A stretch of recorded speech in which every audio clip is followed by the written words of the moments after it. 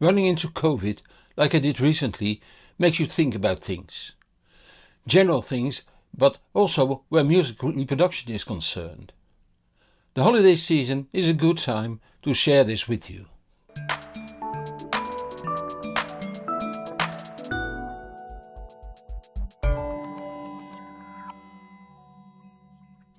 Before I give you some thoughts for coming year, let me start by thanking all of you that wished me soon recovery from COVID. It helped. Within 2 weeks I was on my feet again, and it seems it didn't cause any permanent damage. It felt like a nasty flu. As a result, I wasn't able to answer questions or react on remarks. I will try to pick it up soon.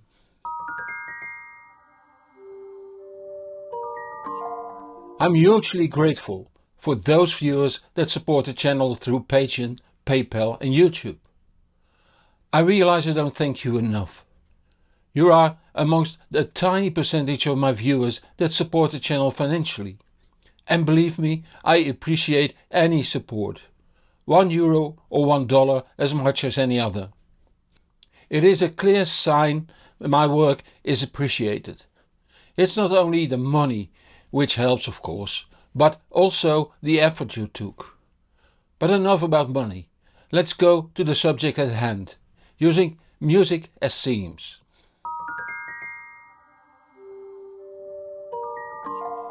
In this song, Supertramp complains about growing up and being logical. But if you spend money on audio, being logical might not be so bad. What is it that makes people believe that lower priced equipment can sound as good as high priced equipment? I had a question not so long ago in which I was asked if the Auralic Aries G2 sounded as good as the Grimm Audio Mu 2. It is good that the man asked the question, but I wonder what the thinking behind it was. Generally, manufacturers have a design goal that includes quality, sales price and a number of other goals. Serious market research done in advance finds a spot in the marketplace that can be filled by that product. The Auralic Aries G2 had a well-chosen spot with very good audio performance at an attractive price for such performance. My review and the reviews of my colleagues confirmed that. The same goes to the Grimm Mu 2, again confirmed by many reviews. But the Auralic costed €4,200 back then, the Grimm Audio €18,000. And while the Grimm has a DAC built in, the Auralic Aries is digital out only. Trying to compare the two is like comparing apples and oranges. Mind you, Auralic products are very good products that sound great for the price category they are in. And the same goes for the Grimm.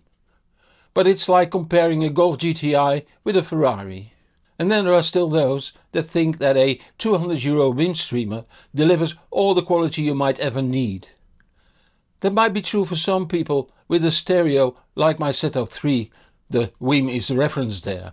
But in my reference Setup 2C, the Bluesound Node is the streamer, not the WiiM. I'm not saying that higher priced equipment is always better, but when chosen wisely, it is, without any doubt.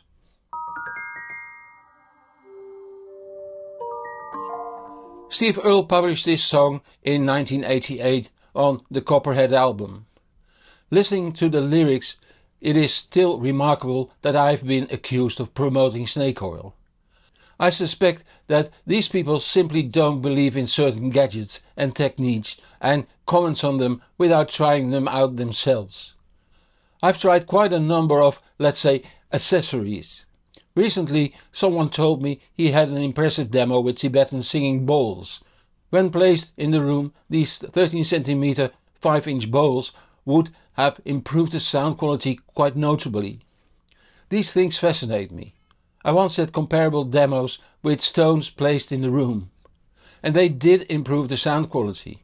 But I was not granted samples on loan to try it under my own conditions, so I never wrote about it. They were demoed a second time, this time during a 2-day recording session of a string quartet. The first day was recorded without the stones, the second day with stones placed around the little church. I got copies of the recordings at the end of the day, so they could not be manipulated. The sound quality of the second day recording sounded more open, better in focus, better pace and rhythm. But since there was no explanation nor a possibility to reproduce it under my own conditions, I never published about it. With the Tibetan singing bowls, things are different, since I could buy a pair anonymously. I did not have time to experiment, and the first trials gave no positive result. So, if you never hear from me about these bowls, you know I couldn't find a positive result. Which leads automatically to the next subject.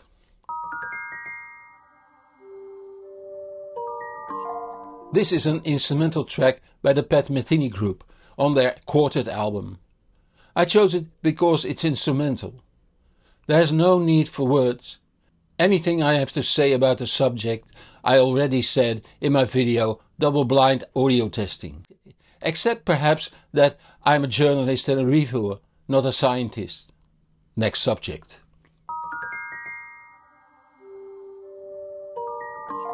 Living in the Past by Jethro Tull on the album with the same name is in the not often used 5/4 time. It's about higher rates of depression, anxiety and impulsivity, as well as a lower self-esteem and poor choices due to negative past experiences. These can influence your choice of audio equipment too. There are people that tried digital music players, being CD players or network players, and have negative experiences with them. They keep shouting that analog is far better. Regular viewers know that I think that both analog and digital can sound equally good, although not identical. If the same amount of money is spent and the selection is done with the same dedication. Sometimes the experience with digital was done a number of years ago, when digital indeed wasn't good enough when equal money was spent. More often people with serious record players tried streaming audio using a laptop or cheap streamer, only to find out that the sound quality was inferior to their vinyl. The same would be the case if you would compare a high quality streaming setup to a vinyl player costing only a fraction.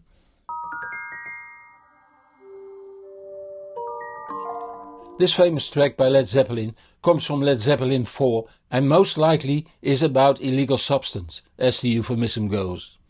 It has a line that starts with, "If there's a bustle in your hedgerow." And that makes me think of people that always hear faults or limitations in their current stereo. "Don't be alarmed now, it's just a spring clean for the May Queen," which I like to interpret as "don't bother, it's something that sometimes happens." Don't let it spoil your enjoyment of listening to your stereo, for it is a misunderstanding that equipment, position in general, makes you happy. It's the other way around. When you find peace within yourself and you're happy, then you can enjoy your stereo. As George Harrison wrote, life goes on within you or without you. But that's yet another song.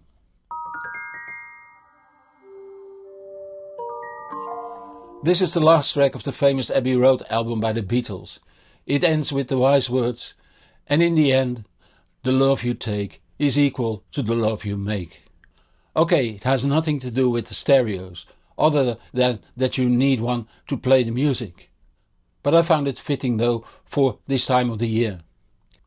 Be safe on the New Year's Eve, and I wish you a prosperous and healthy 2025. And whatever you do in 25, enjoy the music.